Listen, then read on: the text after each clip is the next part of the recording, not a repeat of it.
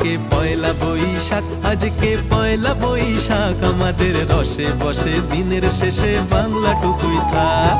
পয়লা বৈশাখ, আজকে পয়লা বৈশাখ, আমাদের রসে বসে দিনের শেষে বাংলাটুকুই থাক।